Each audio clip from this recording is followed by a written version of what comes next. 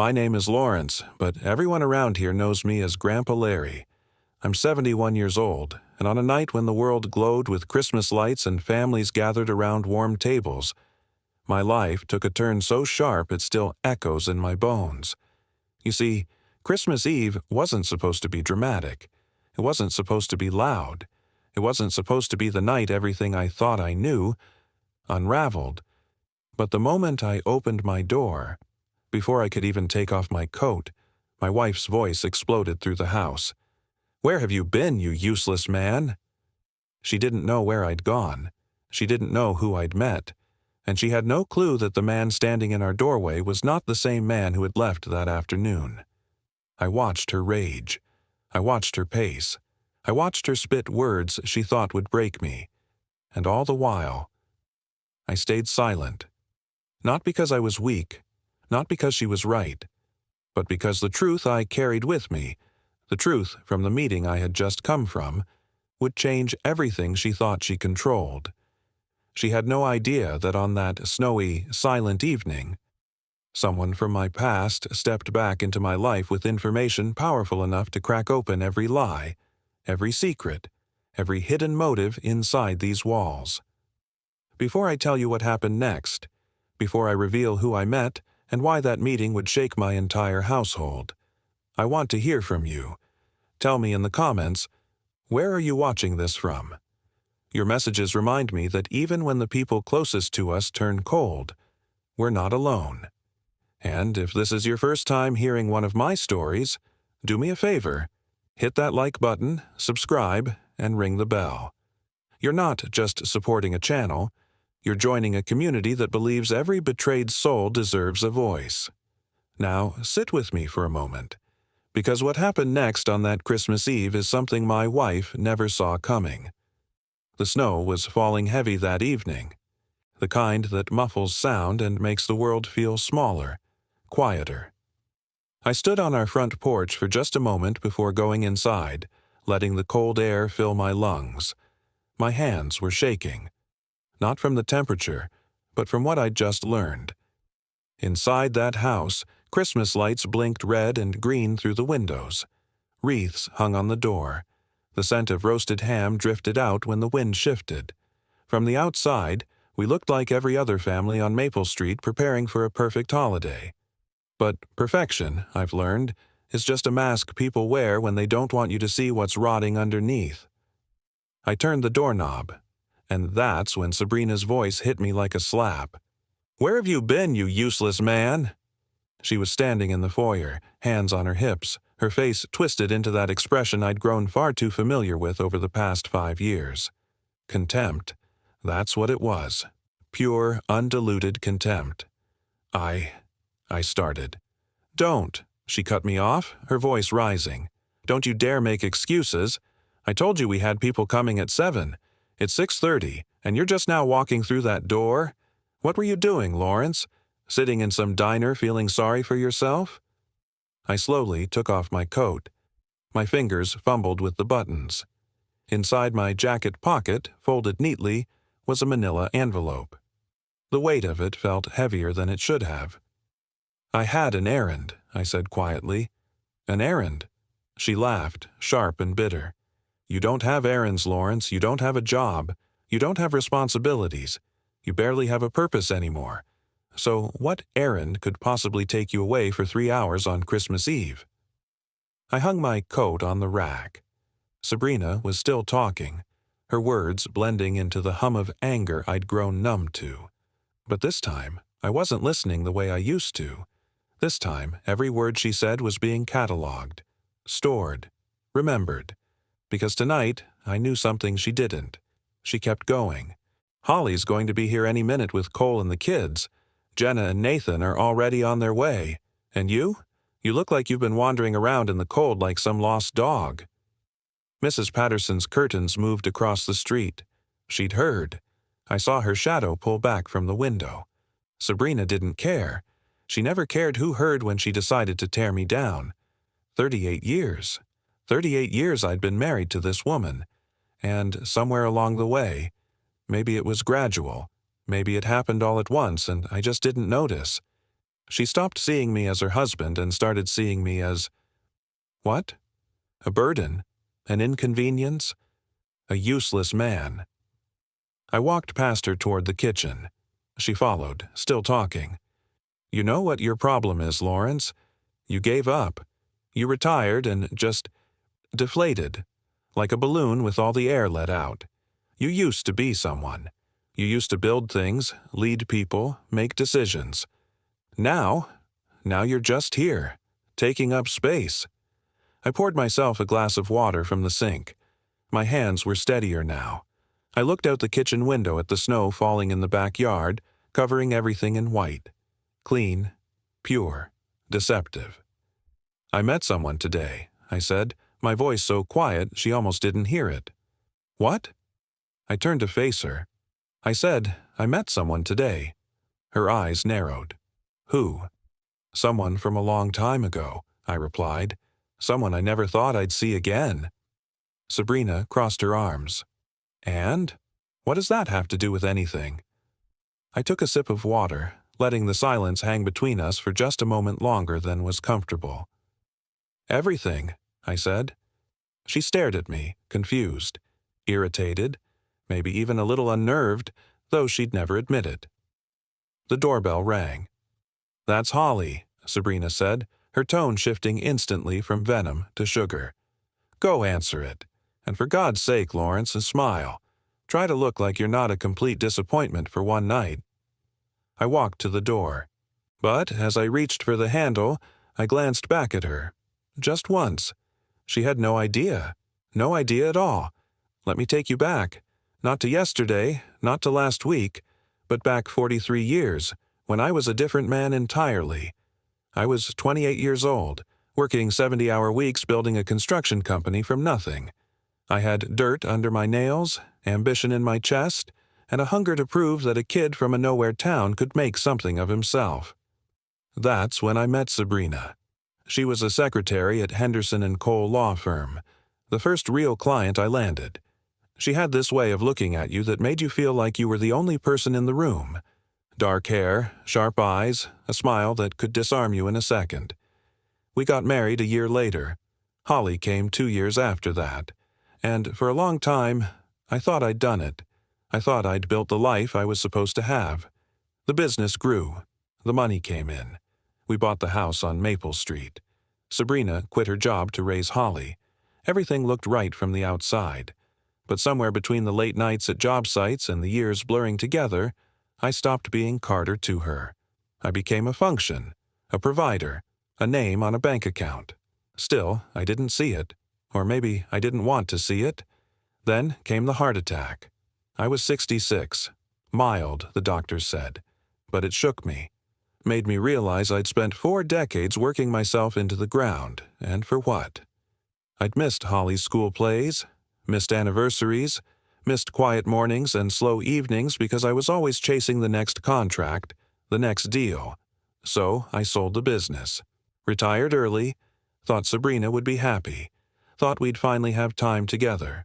I was a fool. The moment I stopped working, everything changed. Sabrina's irritation became constant. The little jabs turned into full accusations. I was always underfoot. I was suffocating. I'd given up on life. But I hadn't given up. I'd just stopped being useful to her. That's when I started noticing things. Little things at first. Her phone buzzing at odd hours. Her suddenly taking art classes every Thursday night. The way she'd dress up to go grocery shopping but couldn't be bothered to brush her hair when it was just the two of us at home. I told myself I was paranoid, that I was just adjusting to retirement, that this was normal. But 3 weeks ago, something happened that changed everything. Nathan, our accountant and Sabrina's brother-in-law, called me. Not Sabrina. Me. Lawrence, he said, his voice tight. We need to talk. In person. We met at a diner off Route 9. Nathan slid a folder across the table. Inside were bank statements from our joint retirement account, the one I'd spent 40 years building. And there, in black and white, were withdrawals I'd never made. 53 transactions over 3 years. $2,000 here, $5,000 there. Some as high as $8,000. Total, $147,000 gone. I didn't want to believe it, Nathan said, but Sabrina's been moving money, Lawrence, and she's been hiding it well. My chest felt tight. Where's it going? Nathan hesitated. Then he slid another paper across the table. A name I didn't recognize. Tyler Morrison. I think you need to hire someone, Nathan said quietly. Someone who can find out what's really going on. So I did. I hired a private investigator, a woman named Layla Chen, sharp as a knife and twice as discreet. It took her less than a week to come back with a report that made my hands shake when I read it. Photographs, timestamps, locations. Every Thursday night for 3 years, Sabrina's car was parked outside a luxury apartment complex 20 minutes outside town. Tyler Morrison's apartment. For 4 hours, sometimes longer. I sat in my truck in that diner parking lot, staring at the photos, and felt something inside me crack. Not break. Crack. Because broken things shatter into pieces you can't put back together. But a crack? A crack can hold. A crack can stay solid. A crack can bear weight if you know how to carry it. And that's exactly what I did.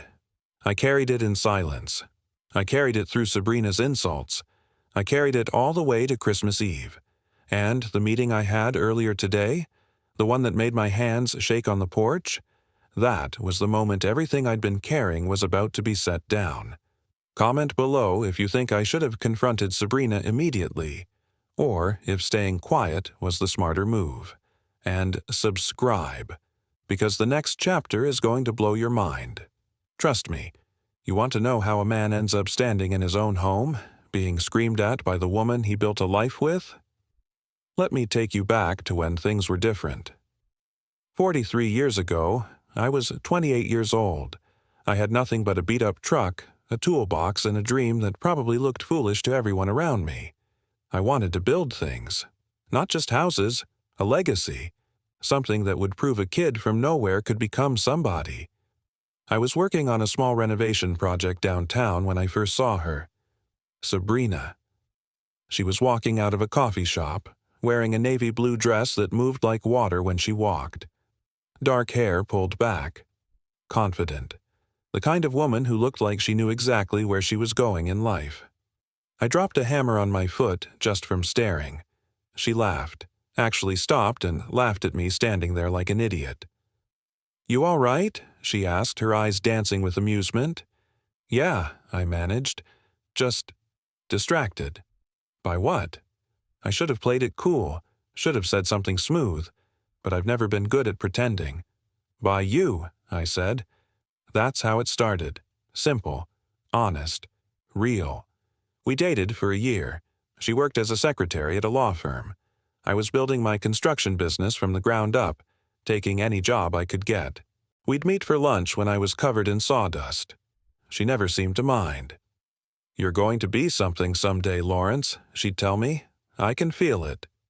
And God help me, I believed her. We got married in a small ceremony. 20 people. Her family, what little I had of mine. She wore white. I wore the only suit I owned. When I kissed her, I thought I was the luckiest man alive. For years, maybe I was. The business grew. Slowly at first, then faster. I was working 70, 80-hour weeks, coming home with dirt under my nails and exhaustion in my bones. But Sabrina seemed happy. We bought the house on Maple Street, had our daughter. From the outside, everything looked perfect. But here's what I didn't see then. What I couldn't see through the fog of ambition and exhaustion. Sabrina didn't fall in love with me. She fell in love with what I could become. The man covered in sawdust, taking her to diners for cheap coffee. That man was temporary in her mind. A rough draft, something to be refined, upgraded, turned into the finished version she'd imagined. And for 25 years, I played the part. I became successful. The business took off. Money came in. We went from struggling to comfortable to wealthy. I gave her everything she asked for. The renovated kitchen, the vacations, the cars. I thought I was being a good husband. I thought I was building our dream together. But somewhere in those years, something shifted. So slowly, I didn't notice it happening. Sabrina stopped asking about my day, stopped listening when I talked about projects or problems, started sighing when I'd come home tired. The warmth in her eyes, that thing that made me feel seen, it dimmed, then disappeared. "You're always working," she'd say. So I worked harder. Thought if I could just get us to the next level, give her more, she'd look at me the way she used to. Then came the heart attack. I was 66 years old, standing in the middle of a job site, and suddenly my chest felt like someone had wrapped it in barbed wire and pulled tight. Mild, the doctor said afterward. Warning shot, they called it. Your body telling you to slow down. So I did. I sold the business, took early retirement, thought this was it. Our chance to finally enjoy what we'd built together. I thought Sabrina would be relieved. Happy, even. I was so wrong. The moment I stopped working, stopped being Lawrence the businessman, something in her died.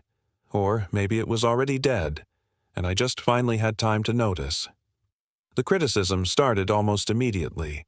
I was always underfoot. I'd given up. I'd lost my drive. "You're not the man I married," she said one night. And you know what? She was right.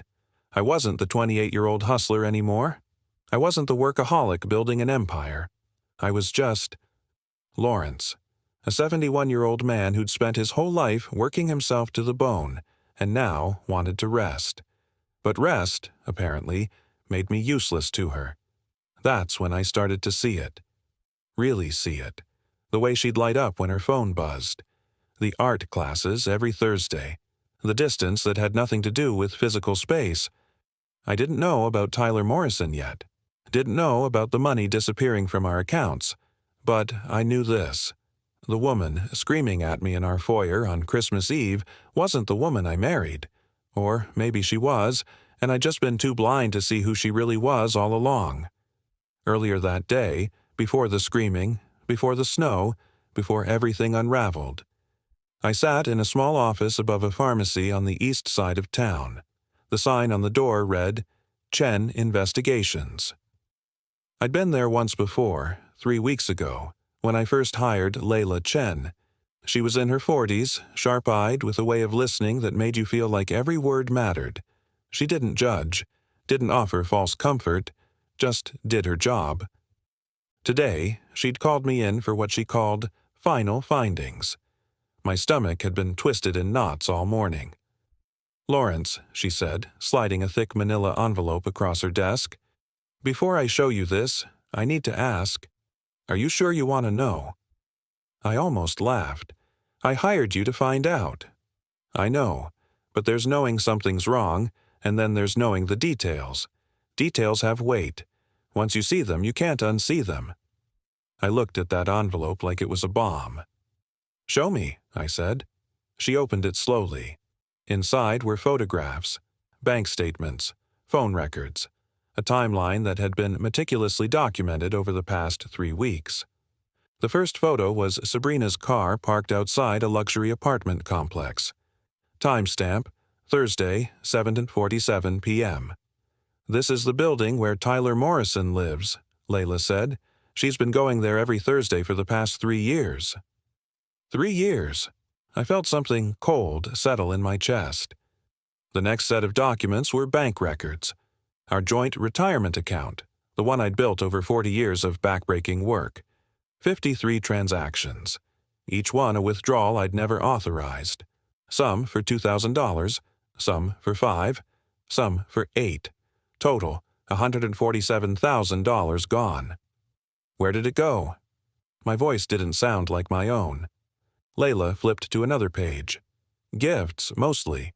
She's been buying Tyler Morrison designer clothes. Paid for a car down payment. Expensive dinners at restaurants you've never been to. She's been funding a relationship. I stared at the numbers. Each one a betrayal. Each one a piece of my life stolen. "There's more," Layla said quietly. She showed me phone records. text messages recovered through legal means I didn't fully understand. The language was unmistakable, intimate, planning, promises. But then Layla pulled out something else, something that made her expression shift. "This is where it gets complicated," she said. She handed me a transcript, an interview she'd conducted just yesterday with Tyler Morrison himself. I started reading. Tyler Morrison, age 56, interviewed December 23rd. "I met her at a gallery opening 2 years ago. She told me her name was Sabrina Walker, said her husband had died 5 years prior, cancer. She showed me photos, said she was lonely, trying to rebuild her life. I felt sorry for her. We started seeing each other." I stopped reading, looked up at Layla. "He didn't know," she said. "Tyler Morrison had no idea your wife was married." I kept reading. When the gifts started, I was uncomfortable. Designer suits, expensive watches. She said she'd come into an inheritance and wanted to share it with someone who made her feel alive again. I thought it was strange, but I believed her story. I believed she was a widow. My hands were shaking. 3 weeks ago, I found out the truth. A friend of mine saw her wearing a wedding ring at the grocery store. I confronted her. She broke down, admitted everything. I ended it immediately, told her to never contact me again. She's been calling, showing up at my apartment. I filed a restraining order. The room tilted. Sabrina hadn't just betrayed me. She'd invented an entire false life, played victim, manipulated a man with lies, and she'd spent $147,000 of our money doing it. "There's one more thing," Layla said, pulling out a final document. "Tyler Morrison is willing to testify. He's angry, feels used. If you pursue this legally, divorce, restitution, he'll back you up." I sat there in that small office, holding the weight of my entire marriage in my hands.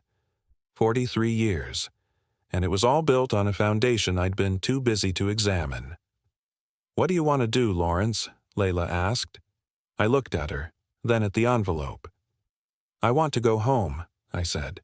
"I want to spend Christmas Eve with my family, and I want my wife to have no idea what's coming." Layla nodded slowly. "That's cold, Lawrence." I stood up, tucking the envelope inside my coat. "Good," I said. I drove home in silence. The snow was falling heavier now, covering everything in white. The radio was off. The only sound was the hum of the engine and the rhythm of my own breathing. Inside my coat pocket, that envelope felt like it weighed 100 pounds. I thought about turning the car around. Thought about driving somewhere far away and never coming back. Starting over. Disappearing. But no. I'd spent 71 years building a life. I wasn't about to let Sabrina take that from me, too. When I pulled into the driveway, I sat there for a moment. Our house glowed with Christmas lights. Warm, inviting. A lie wrapped in red and green bulbs. I stepped out of the truck, walked up to the porch, and that's when I heard it. "Where have you been, you useless man?" And the performance began. I let her scream, let her insult me in front of the neighbors, let her rage about the dinner guests, the timing, my inadequacy. I said almost nothing. Just, "I met someone today." That slowed her down.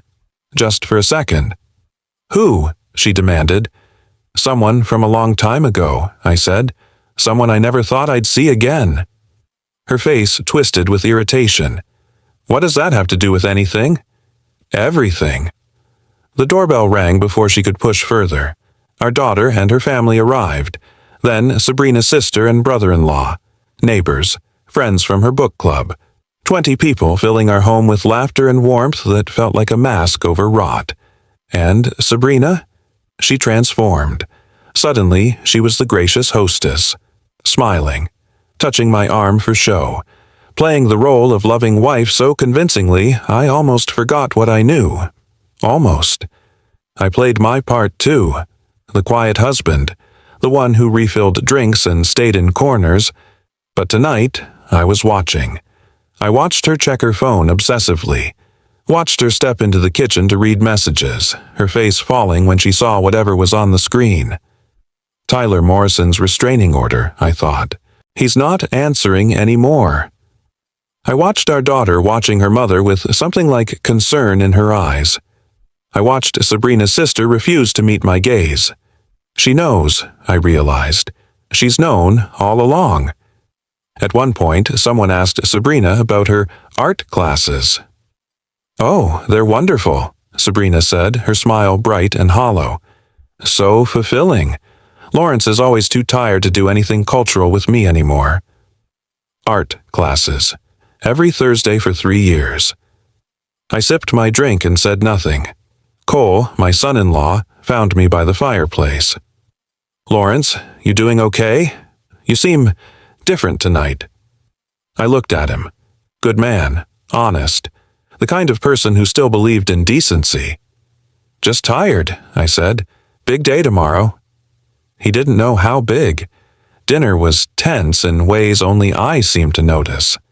Sabrina kept glancing at me across the table, trying to read me, trying to figure out why I was so calm. After dessert, people started drifting toward the living room.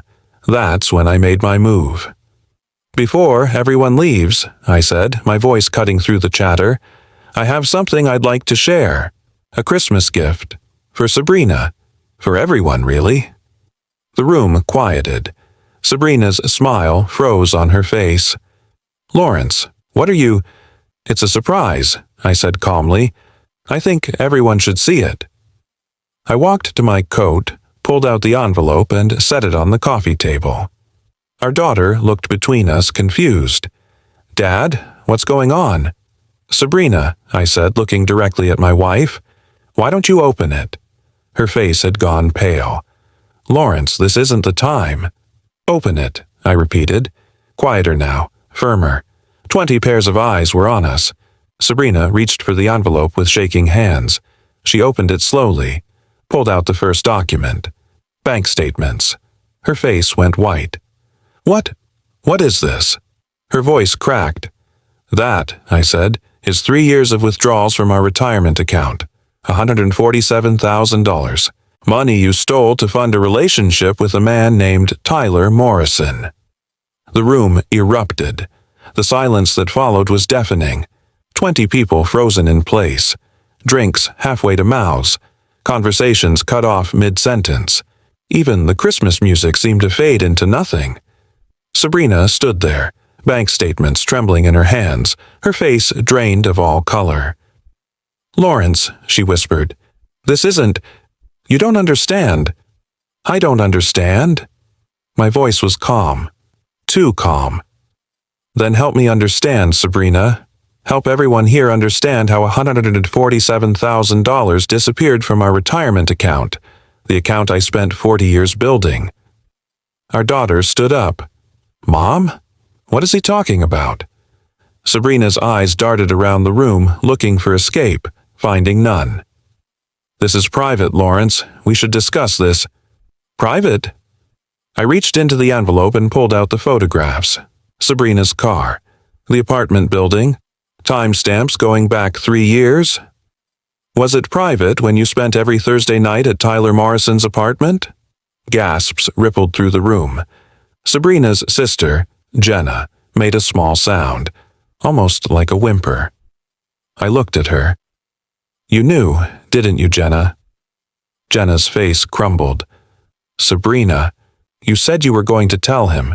You said—" "Shut up!" Sabrina screamed, and for the first time tonight I saw real panic in her eyes. Our daughter moved toward me, her hand covering her mouth. "Dad, is this real?" I handed her one of the bank statements. She read it, her eyes filling with tears. "Mom." Her voice broke. "How could you?" Sabrina was shaking now. "You don't understand what it's been like. Living with him after he retired, he just gave up. He became nothing. I needed to feel alive again." "So you stole from him?" Cole, my son-in-law, spoke up, his voice hard. "You stole $147,000 and had an affair?" "It wasn't like that," Sabrina shouted. "Tyler loved me. He appreciated me. He made me feel like I mattered. I pulled out the next document, the transcript of Tyler Morrison's interview with Layla Chen. "This is from Tyler Morrison," I said, my voice steady. "Dated 3 days ago. Would you like me to read it out loud, Sabrina? Or would you like to tell everyone the truth yourself?" Her face went from white to gray. "What truth?" our daughter asked, looking between us. I started reading. "I met her at a gallery opening 2 years ago. She told me her name was Sabrina Walker, said her husband had died 5 years prior. Cancer." The room went completely still. "She showed me photos," I continued, "said she was lonely, trying to rebuild her life. I felt sorry for her." Sabrina's hands flew to her face. "No. Lawrence, please." "When the gift started, I was uncomfortable," I read on. "Designer suits, expensive watches. She said she'd come into an inheritance and wanted to share it with someone who made her feel alive again."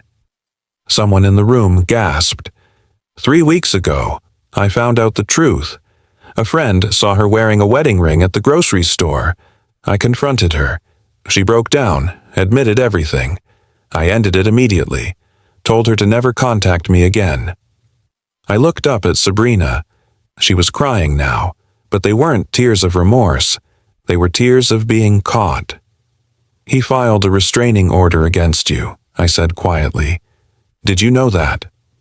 She collapsed into a chair, her whole body shaking. Our daughter stared at her mother like she was looking at a stranger. "You lied to him. You told him Dad was dead?" "I needed him to want me," Sabrina screamed through her tears. "I needed someone to see me as more than just a wife, just a mother. I needed to be desired." "At what cost?" I asked. "Our retirement? Our family? The truth?" Cole put his hand on our daughter's shoulder. "Holly, we should take the kids and go." "No," Holly said, her voice hard. "No, I want to hear this. All of it." Jenna stood up, tears streaming down her face. "Sabrina, I told you this would happen. I begged you to stop, to tell Lawrence, to come clean before it went too far. You knew." Holly turned on her aunt. "You knew, and you said nothing?" "I'm sorry," Jenna sobbed. "I'm so sorry. She's my sister. I thought she'd come to her senses." Nathan, Jenna's husband and our accountant, spoke up for the first time. "That's why I called Lawrence 3 weeks ago. I couldn't stay silent anymore, not when I saw what she was doing to him." Sabrina looked up at me, mascara running down her face. "Lawrence, please. We can fix this. I made a mistake. We can go to counseling. We can—" "No," I said simply. "What?" "I filed for divorce this morning," I said, "before I came home. Papers will be served after Christmas."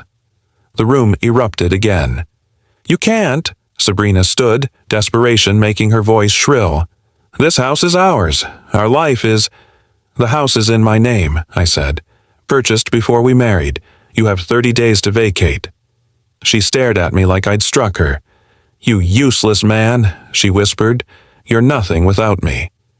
I looked at her, really looked at her, for what felt like the first time in years. "No, Sabrina," I said quietly. "You're wrong. I was nothing with you, and it's time I remembered who I was before you convinced me I was worthless." 2 months later, I'm sitting in a small apartment across town. 1 bedroom, simple furniture, a window that looks out over a park where kids play in the snow. It's not much, but it's mine.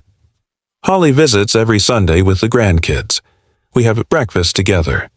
She apologized 100 times for not seeing what was happening. I told her there was nothing to see. I'd hidden it well. "I'm proud of you, Dad," she said last week, "for standing up for yourself."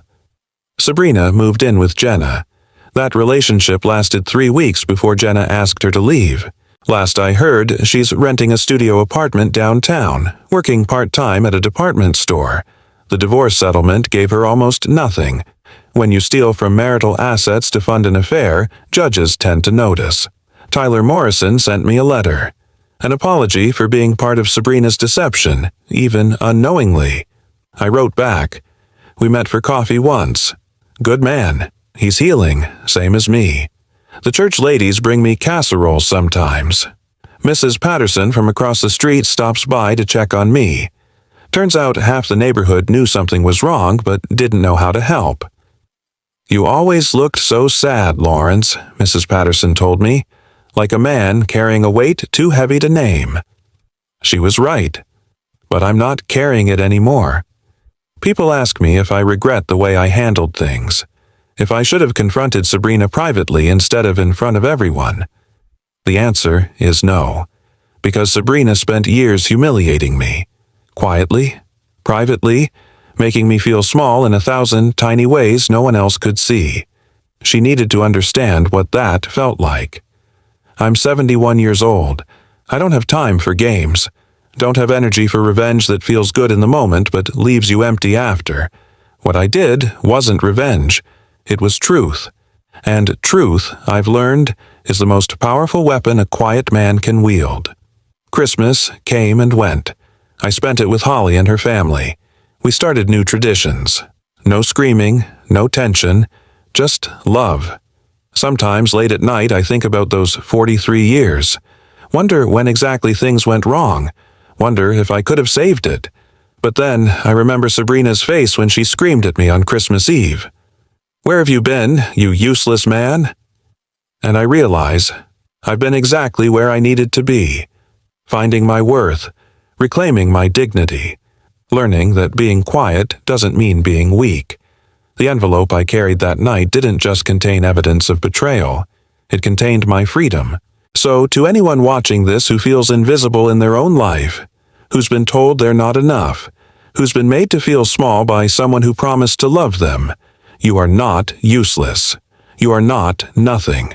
And sometimes the bravest thing you can do is walk away from someone who can't see your value. My name is Lawrence, but everyone calls me Grandpa Larry. And this is the story of how a useless man found out he was worth something after all. If this story touched you, like this video, subscribe to this channel, and share it with someone who needs to hear it. Drop a comment telling me where you're watching from. Your support means everything. Thank you for listening. And remember, never let anyone convince you that you're less than you are.